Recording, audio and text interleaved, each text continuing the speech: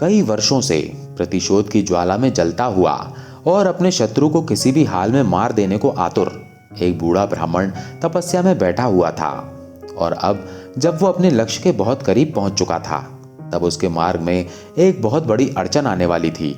और उस अड़चन को भी अपने मार्ग से हटाने के लिए आज वो अपना असली रूप बदलकर नकली वेश में बूढ़ा ब्राह्मण बनकर बैठा हुआ था।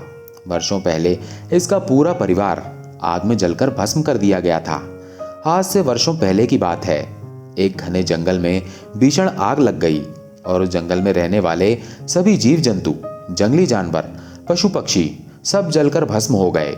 ये जंगल देवराज इंद्र का था और उन्होंने इस आग को बुझाने के लिए एक घनघोर वर्षा की।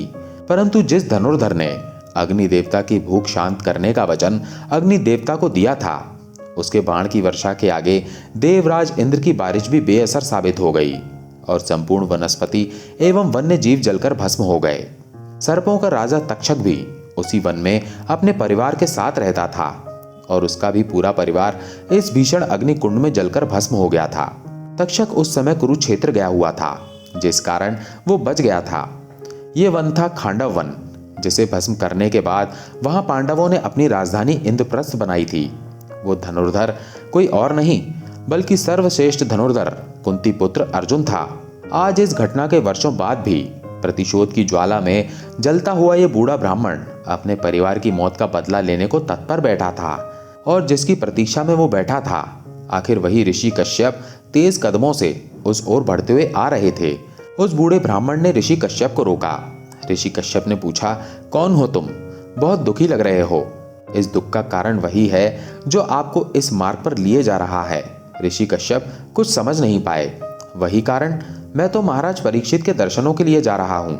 उन्हें धमकी दी गई है कि नागराज तक्षक उन्हें काट लेंगे और मैं उनकी जान बचाने के लिए जा रहा हूँ और मैं उन्हें मारने के लिए जा रहा हूँ, क्योंकि मैं ही तक्षक हूँ। ऐसा कहकर वो बूढ़ा ब्राह्मण अपने असली रूप में आ गया। ऋषि कश्यप ने देखा कि अपनी आंखों और अपने मुंह से विष उगलता, आग बरसाता, सैकड़ों फीट लंबा नागों का राजा तक्षक उनके आगे खड़ा है। ऋषि कश्यप मुस्कुराते हुए शांत भाव से उस जहरीले लंबे चौड़े सांप के सामने खड़े होकर बोले, ये तो बड़ी अजीब स्थिति है। आप महाराज परीक्षित को मारने जा रहे हैं और मैं उन्हें बचाने जा रहा हूं। हम साथ साथ चलें या अलग अलग? तक्षक ने विष उगलते हुए कहा, हे महात्मा, मैंने आज तक जिसको भी काटा है वो अगले क्षण के लिए भी सांस नहीं ले पाया। क्या आपको विश्वास है कि आप मेरे विष के प्रभाव से महाराज परीक्षित को बचा लेंगे? ऋषि कश्यप ने बिना किसी दुविधा के कहा, हाँ, आज तक ऐसा कोई विष नहीं बन पाया है जिसे मेरी औषधि काट न पाई हो। चलिए तो अभी परीक्षा कर लेते हैं। मैं इस पौधे को डसता हूं और आप इसे वापस जीवित करके दिखाइए। ऐसा कहकर तक्षक ने पास ही एक पौधे पर अपनी जीभ रखी और उसी क्षण वो पौधा जड़ समेत मुरझा गया। उसकी पत्तियां इस प्रकार भस्म हुई मानो अंदर की ही कोई आग उसे जला रही हो। अपने काम से संतुष्ट होकर तक्षक पीछे हटा।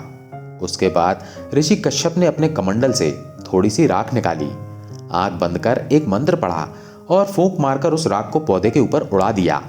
अगले ही पल पौधा खिल उठा, उसमें नए अंकुर फूटे, नई पत्तियां निकली और इस प्रकार हरा भरा हो गया मानो जैसे कभी कुछ हुआ ही नहीं था। तक्षक हार मान गया और ऋषि कश्यप से विनम्र प्रार्थना कर बोला, मैं आपकी शक्ति मानता हूं महात्मा, पर कृपया मुझे बताएं, क्या आप किसी की होनी में दखल देना उचित समझेंगे? ऋषि कश्यप बोले, नहीं, किंतु ये होनी नहीं है, बल्कि ये एक श्राप है जो होनी में दखल दे रहा है और इसलिए मैं राजा परीक्षित की जान बचाने जा रहा हूं। उसके बाद तक्षक उत्तेजित हुआ और जोर से चिल्लाते हुए दुखी होकर अपनी पूरी व्यथा महर्षि कश्यप को सुनाने लगा। ये होनी नहीं है महात्मा, ये महाराज परीक्षित का भाग्य है और उनकी इस प्रकार मृत्यु का निर्णय उसी दिन हो गया था जिस दिन अर्जुन ने खांडव वन को जलाकर भस्म किया था।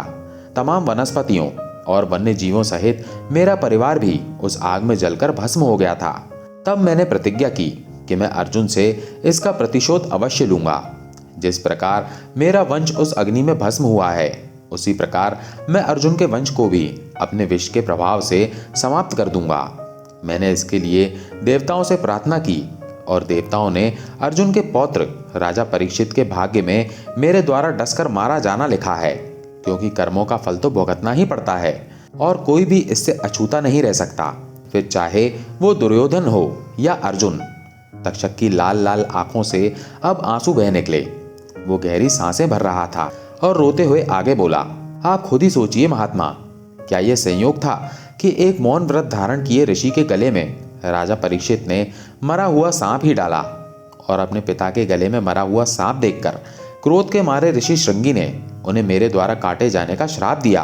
वो किसी और कारण से मृत्यु का श्राप भी तो दे सकते थे।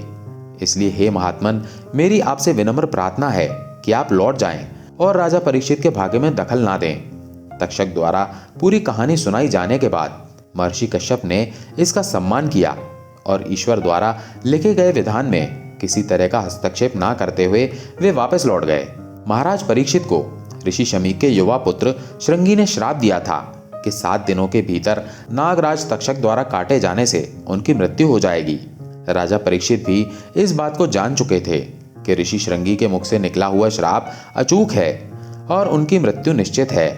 द्वापर युग का अंत आ चुका था और अपने प्रभाव को हर ओर बढ़ाने के लिए कलयुग ने ही अपने छल द्वारा उनकी बुद्धि भ्रष्ट कर दी थी, जिसके कारण उन्होंने ऋषि शमीक के गले में मरा हुआ सांप डालकर उनका अपमान किया, जिसके प्रतिशोध में ऋषि शमीक के पुत्र श्रृंगी ने उन्हें श्राप दे दिया था।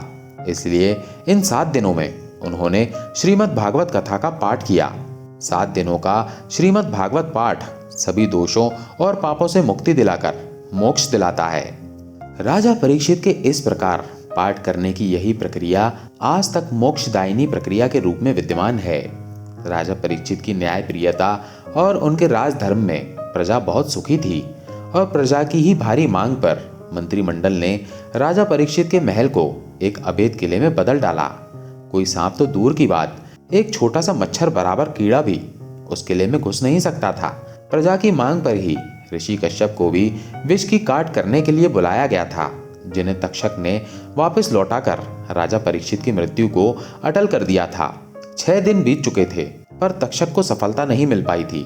7वां दिन बीतने को था, सूर्यास्त होने ही वाला था, मौत का खतरा टल रहा था। महल में प्रसन्नता का माहौल था, प्रजा के बीच खुशी की लहर दौड़ रही थी। उनके न्याय प्रिय राजा परीक्षित को जीवन दान जो मिल रहा था। सभी पहरेदारों ने भी राहत की सांस ली। साधुओं की एक टोली महाराज परीक्षित के महल में प्रवेश करती है और महाराज द्वारा मृत्यु को हराए जाने की खुशी में उन्हें फल भेंट करती है और हर ओर प्रसन्नता का वातावरण था। महाराज परीक्षित ने फलों की टोकरी में से एक आम खाने के लिए काटा तो देखा कि उसमें एक छोटा सा कीड़ा निकला। दरअसल जो साधु राजा परीक्षित को फल भेंट करने आए थे वे साधु नहीं बल्कि साधु भेष में नागराज तक्षक के सर्प थे।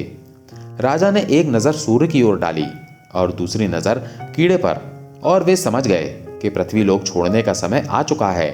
वे उस कीड़े को बिल्कुल अपने गले के पास ले गए और आंखें मूंद कर सिर ऊपर कर आसमान की ओर उठाया। अगले ही पल वो कीड़ा एक विशालकाय काले नाग में बदल गया और उसने राजा परीक्षित को डस लिया। राजा परीक्षित की मृत्यु के साथ ही तक्षक का प्रतिरोध पूरा हुआ। द्वापर युग का अंत हुआ और घात लगाए बैठा कलयुग काल पर हावी हो गया।